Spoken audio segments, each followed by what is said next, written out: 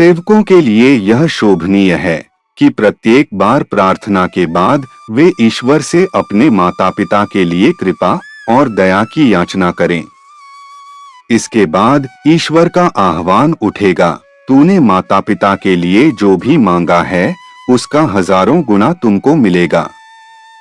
वह धन्य है जो ईश्वर के साथ बातें करते हुए अपने माता पिता को याद रखता है। सच ही उसके सिवा कोई ईश्वर नहीं है। शक्तिवान परमप्रिय।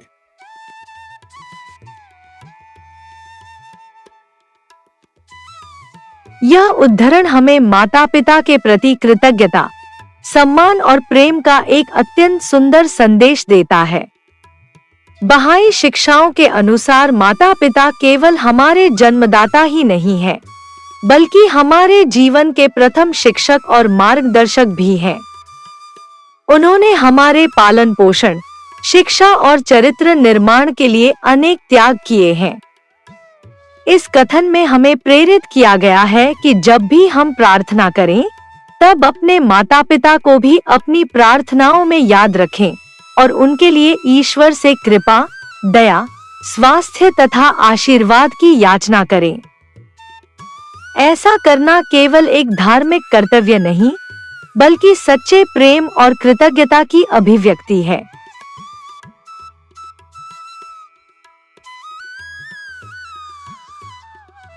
उद्धरण का एक और महत्वपूर्ण संदेश यह है कि जब कोई व्यक्ति निस्वार्थ भाव से अपने माता पिता के लिए प्रार्थना करता है, तो ईश्वर उसकी इस भावना को स्वीकार करता है और उस पर भी अपनी विशेष कृपा बरसाता है।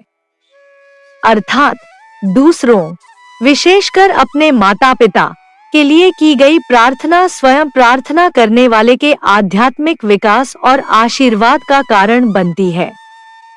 बहाई शिक्षाओं में परिवार को समाज की आधारशिला माना गया है।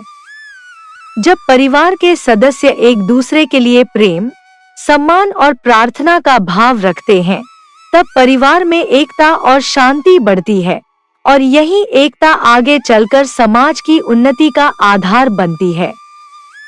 अतः इस उद्धरण का सार यह है कि हमें अपने माता पिता के उपकारों को सदैव स्मरण रखना चाहिए, उनके लिए नियमित रूप से प्रार्थना करनी चाहिए और अपने जीवन में उनके प्रति प्रेम, सम्मान तथा सेवा का भाव बनाए रखना चाहिए।